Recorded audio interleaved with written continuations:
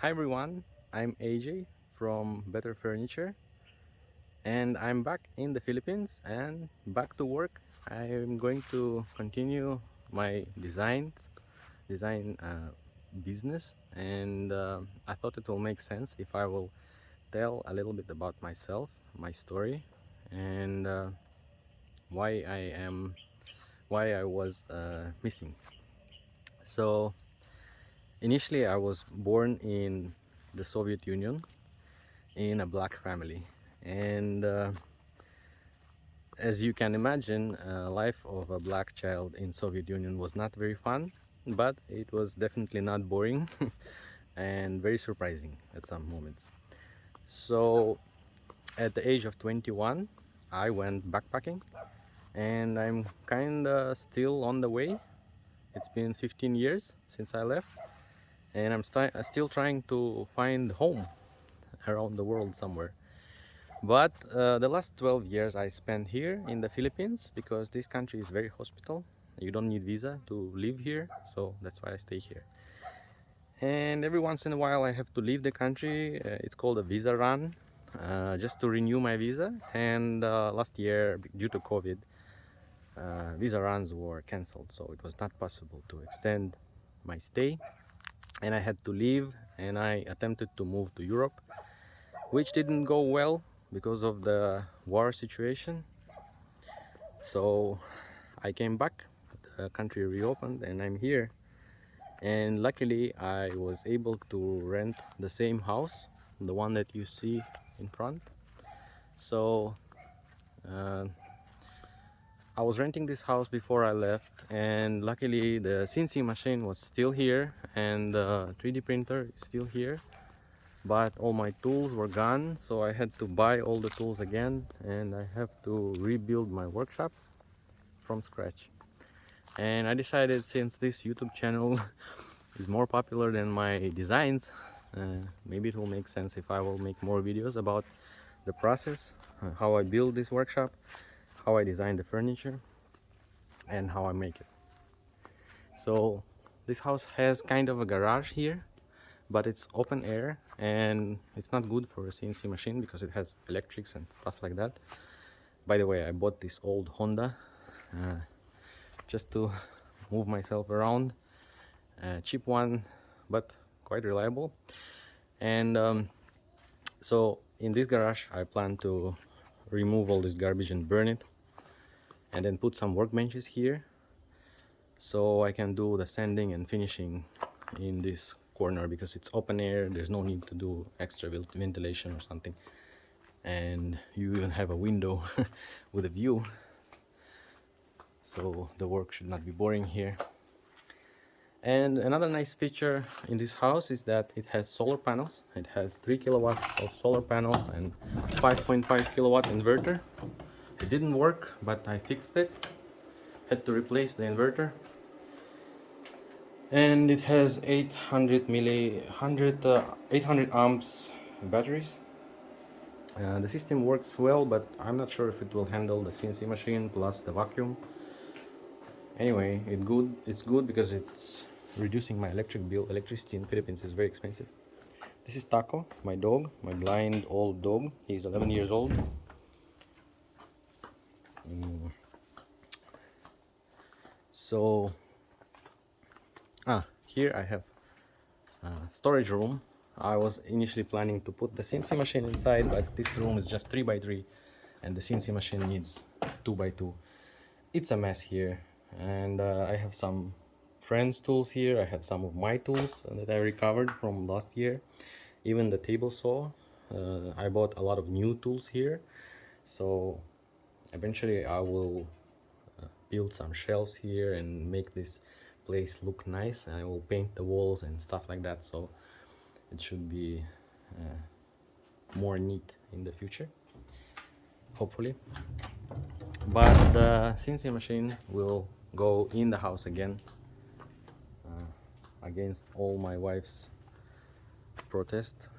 I convinced her that it will make sense, so I will have a workshop in the house again. This house was built by a foreigner, by an Australian person, so It's not a typical Filipino house. It has much bigger rooms. This is the living room. It's completely empty because when I left, I gave away all my furniture, all my stuff. So now I have a lot of space to fill in with my furniture designs. And very nice feature of this house is this huge terrace with a sea view. Let me show you the view. So this is how it looks like. This is the view I have every morning during breakfasts that inspires me. And so I can also replace all this furniture with new designs. So apparently I will have to build some sofa and huge tables. And I'll show you the room for my new workshop. So this is the room where I plan to build my new workshop with a CNC machine. It has a lot of light and enough space.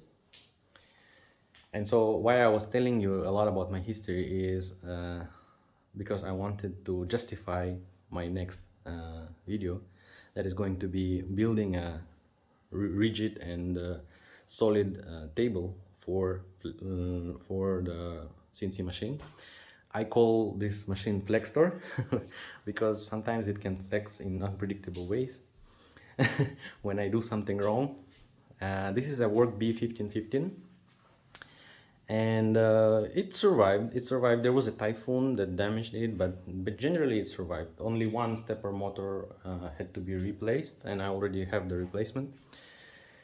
Aside from that, I will have to replace some of the couplings, bearings. Some bolts were rusted and stuck, and the main thing that I will replace the spindle. So previously I used 2.2 kilowatt water cooled spindle, and I want to try switching to this 1.5 kilowatt air cooled spindle because the other one was just too heavy and it was an overkill, and I don't see any reason of using that powerful spindle on this kind of machine. I'm not cutting any steel or something, aluminum. I'm only cutting wood. So I think using a smaller spindle will allow me to run the machine faster, hopefully, and I will tell you how it goes. If not, then I'll switch back to the 2.2 kilowatt spindle. It still works. So the machines like this require very heavy and big tables. So but I am a kind of a digital nomad. I move every 2 years, so in average I didn't stay longer than 2 years in a single house. So I will have to design and build some kind of a table that is portable, like mobile friendly. So I decided to buy doors. I bought 2 doors, and in the next video I will tell you how much it costs and how to build it, and I will show the whole process. And I also bought 4 buckets like this, and I plan to fill them in with water or maybe sand, and then I will put the doors like this and put the machine on top, and I will mount these uh, covers onto the door below. But once the doors were delivered, I tested them, and when I walk on one of the doors, I made this hole with my feet.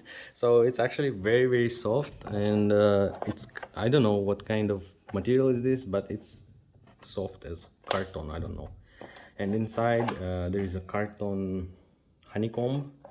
So basically it will not work for me. So I have to buy 3mm plywood, and I will cut out door shapes here, and I will put those plywood on top and below to make those surfaces stronger. And I will also, so there will be 2 doors, and I will put hinges and some handles, and I will show the process in the next video. And so this will be a totally portable design that can easily be folded and mounted in a truck or even on the roof of a car to transfer to another house.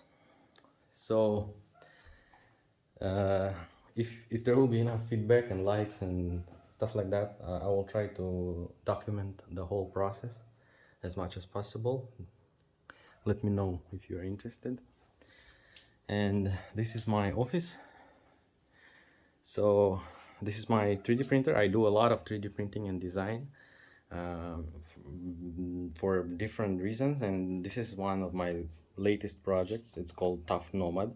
It's a desktop PC that fits in a small backpack, and so I designed the triple monitor mounts, and this is the desktop case. It's very tiny, but it fits a full-size video card with 12 gigs video RAM and stuff like that. It's a very powerful PC.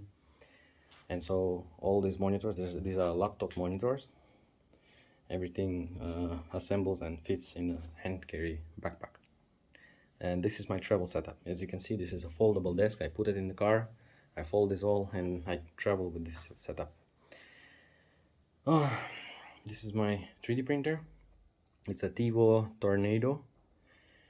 And here are the parts of the CNC machine that I'm going to rebuild. The problem was that these transparent wheels got some cracks in them, so I had to buy new wheels, and I will go through every wheel and replace it because the ride was not smooth enough anymore.